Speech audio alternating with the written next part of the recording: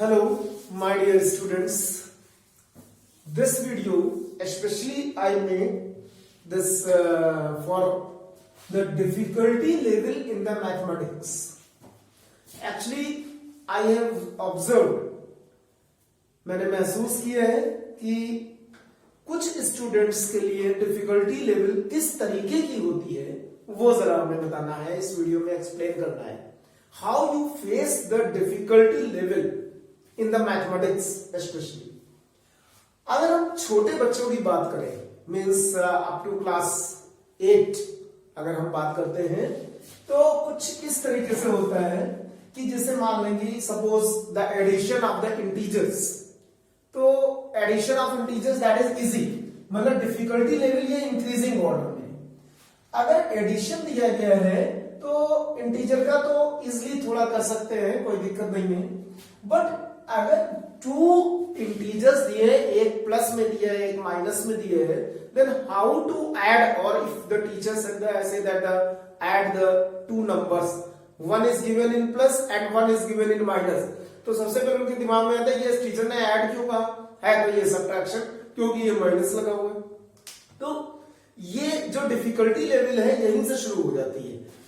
तो मेन है कि अगर हमारे पास टू सिंपल इंटीजर्स हैं, दोनों का एक साइन प्लस है तब तो ठीक है, ऐड करना आसान है. अगर एक प्लस एक माइनस है तो थोड़ा सा डिफिकल्ट हो जाता है ऐड करना. इफ बोथ आर माइनस तो भी ऐड करना दिक्कत हो जाती है. उसके साथ साइन कौन सा लगा हुआ है, प्लस और माइनस है तो क्या माइनस साइन लगाएगी, प्लस साइन लगा हुआ है, और माइनस माइनस है तो कौन सा साइन लगा हुआ है. तो ये चीजें जो होती हैं छोटे बच्चों के लिए बड़ी प्रॉब्लम होती है, चाहे जितना भी उनको समझाया जाए. लेकिन द साइन हमेशा जो बिग नंबर होता है, दो नंबरों में से जो बिग नंबर होता है उसका साइन लगता है. अगर दो माइनस साइन है तो उनको ऐड करके जो माइनस लगा देंगे. इफ प्लस एंड माइनस तो उनको सब्ट्रैक्ट करके उसके बाद जो उसे बिग नंबर का माइनस साइन होगा वो लगा देंगे. ओके. अब बात आती है कि फ्रैक्शन की. यदि मान लें कि for example 6th class 7th class बच्चे जब पहुंचते हैं तो फ्रैक्शन शुरू हो जाता है. If the two fractions are given, addition में है, मल्टीप्लिकेशन में, सब्ट्रैक्शन में, डिवीजन में, तो थोड़ी सी डिफिकल्टी लेवल यहां से बढ़ जाती है. ठीक है, इंटीजर में तो थोड़ा कम होता है, फ्रैक्शन में तो थोड़ा सा और बढ़ जाता है. अगर निगेटिव फ्रैक्शन है तो और भी बढ़ जाता है डिफिकल्टी लेवल. ये आप लोग महसूस भी करते हैं. ये जो फ्रैक्शन जैसे 1/2 मान लेते हैं, 1/2 दिया गया है प्लस -1/3, तो अगर इसको सब्ट्रैक्ट करने कहेंगे बच्चे बड़ा सोचते हैं कैसे किया जाए इसको. तो ये एलसीएम लेना है कि नहीं लेना है, क्या करना है, बड़ा ही असमंजस में रहते हैं, बहुत ही डाउट में रहते हैं छोटे बच्चे स्पेशली. अब उसके बाद यदि थोड़े से और हम बड़े बच्चों की बात करें जो 7th 8th में रहते हैं, पावर शुरू हो जाती है उसमें कि एक्सपोनेंट. अगर पावर सिंपल है जैसे कि x की पावर 2 है दैट इज ओके. लेकिन अगर पावर निगेटिव है, सपोज x की पावर -2 है, तो थोड़ा सा और डिफिकल्टी लेवल बढ़ जाता है. और अगर पावर फ्रैक्शन में वो हो और बढ़ गया डिफिकल्टी लेवल. और यदि निगेटिव फ्रैक्शन है, पावर मान ले -1/2 है, तो समझ लो कि बड़ी दिक्कत हो गई. तो जहां निगेटिव साइन अगर हम इन सब में देखें, अगर कहीं पे निगेटिव साइन आने लगता है तो काफी प्रॉब्लम हो जाती है, डिफिकल्टी लेवल बढ़ता जाती है. जैसे लगता है कि अब क्वेश्चन आ पाना मुश्किल, तो डाउटफुल हमेशा रहते हैं. तो my suggestion that when you see the negative sign in the question, be alert. उस समय जरूर अलर्ट हो जाए कि ये नेगेटिव साइन जरूर गलत करेगा कुछ ना कुछ, क्योंकि नेगेटिव साइन ही मार्क्स को नेगेटिव करता है, प्लस साइन मार्क्स को प्लस भी करता है. तो जरूरी है कि हमें नेगेटिव साइन के ऊपर ज्यादा ध्यान देना. ओके. अब बात करते हैं कि जैसे एडिशन, मल्टीप्लिकेशन, सब्ट्रैक्शन हमें एल्जेब्रिक वे में है. जैसे बड़े बच्चे हो जाते हैं 7th 8th 9th 10th, इन सब में एल्जेब्रिक शुरू हो जाता है. जैसे x² वेरिएबल लेकर के x² इंटू x³ या x² इंटू जैसे कोई into x³ and similarly the x square into x to the power -3 in some cases. तो एडिशन तो बड़ा इजी होता है. अगर दो एल्जेब्रिक एक्सप्रेशन को ऐड करना है तो थोड़ा इजी लगता है, लेकिन उसमें भी प्रॉब्लम होती है। उसमें क्या प्रॉब्लम होती है, जैसे कि अगर हम देखें कि एक्स स्क्वायर, अगर हमने कहा एक्स क्यूब, इन दोनों को ऐड करें तो बच्चे इसको सोचते हैं अब क्या किया जाए, ऐड कैसे किया जाए, जबकि बताया जा चुका होता है, पहले भी टीचर्स बताते रहते हैं कि when you have the same type of variable then you can add, otherwise you can not add. लेकिन बच्चे क्या करते हैं, सर एक्स की पावर 5 नहीं हो, आजा एक्स की पावर 6, कुछ ना कुछ अपने मन से बता देते हैं, और कुछ नहीं तो x square into x cube, मतलब ये ऐड हो गया, ये साइन ही हटा देते हैं। बहुत कम बच्चे होते हैं कि नहीं सर ये this can not be added, तो ये बहुत कम बच्चे बता पाते हैं।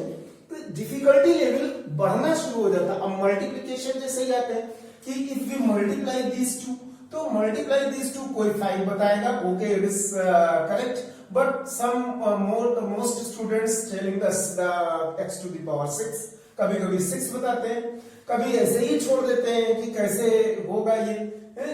तो ये सब चीजें जो होती है डिफिकल्टी लेवल बढ़ती जाती है। जैसे सब्ट्रैक्शन आ गया, ओहो सबसे ज्यादा प्रॉब्लम सब्ट्रैक्शन में होता है।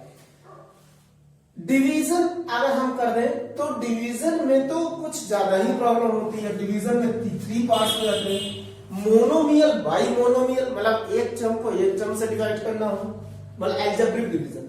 पॉलिनोमियल, बाई मोनोमियल, मतलब पॉलिनोमियल है तो x square plus x cube plus 2x4 and divided by x, then it is okay. चलो अलग अलग, बहुत लोग तो ऐसे करते हैं, ऐसे ऐसे काटते हैं, ऐसे काटते हैं, बस हो गया, कट गया। अब ये इनका आंसर आ गया x cube plus 2x4, this is absolutely wrong, जो कि ज्यादातर बच्चे करते हैं।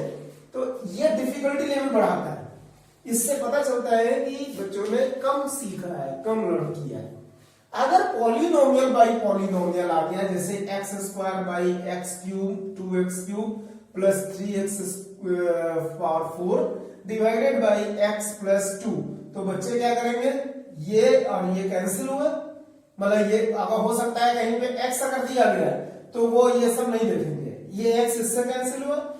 अगर कहीं पर ये x square upon y plus y square x plus y है तो ये y इस y से, ये x इस x से, आंसर आ गया x प्लस वाई। तो this type of mistake generally the students do. तो जब इस तरीके की मिस्टेक्स होती हैं तो यही डिफिकल्टी लेवल है। इसको बड़े जरूरी है कि समझना, ठीक से प्रैक्टिस करना, बार बार इसको लगाने इस टाइप के क्वेश्चंस को, देन यू कैन अंडरस्टैंड। अब बात आती है कि अगर हमारे पास में बच्चे बड़े, मतलब कि काफी 6, 8, 9, 10, 11, 12 इन सब में बच्चे ज्यादातर गलती, a प्लस बी का होल स्क्वायर का फॉर्मूला वो तो सबको पता है, a square plus b square plus 2ab। लेकिन अगर कहीं बाई चांस इस तरह से आ गया 2a प्लस 3b का होल स्क्वायर, तो क्या करेंगे, 2b का 2a का स्क्वायर कर देंगे 4a स्क्वायर और 3b का 9b square and it's okay. उसके बाद प्लस 2ab वाला जो फॉर्म है वो नहीं लगाना है। तो this is the way that generally the students do. तो ये सब जो डिफिकल्टीज लेवल हैं, ये आप लोग समझिए कि इनमें हमको आगे जब भी हम कोई क्वेश्चन करें तो उसके बारे में सोचे समझे, पढ़े, 2 बार पढ़े, तब जाकर के होगा। और अगर प्रॉब्लम सिंपल प्रॉब्लम है, न्यूमेरिकल प्रॉब्लम, तो दैट इज ओके। बट अगर वर्ड प्रॉब्लम आ गई, जैसे कि साइमल्टेनियस इक्वेशन में होती है, क्वाड्रेटिक इक्वेशन में होती है, some other chapters having the words problem, height and distance and so many chapters are there, तो यहाँ पे प्रॉब्लम ये होती है कि हम लैंग्वेज को समझ नहीं पाते हैं। जब लैंग्वेज समझेंगे नहीं तो फिर प्रॉब्लम आएगी, इक्वेशन नहीं बनेगी, बहुत सारी चीजें। तो इसको भी देखना है कि how to resolve such type of problem, तो दैट यू कैन डू। अगर हम प्रैक्टिस ज्यादा करें तो ज्यादा अच्छे से हम उसको सॉल्व कर सकते हैं। तो स्पेशली सीखना क्या है पहले, if you learn the simple addition, subtraction, division, multiplication of the algebraic expression, तो बहुत आसानी से आगे भी किए जा सकते हैं। फॉर्मूले का यूज भी अच्छे से आना चाहिए। तो सिंप्लीफिकेशन बहुत जरूरी है, हर बच्चे को आना, हर स्टूडेंट्स को, every student should know the simplification, how to simplify the questions.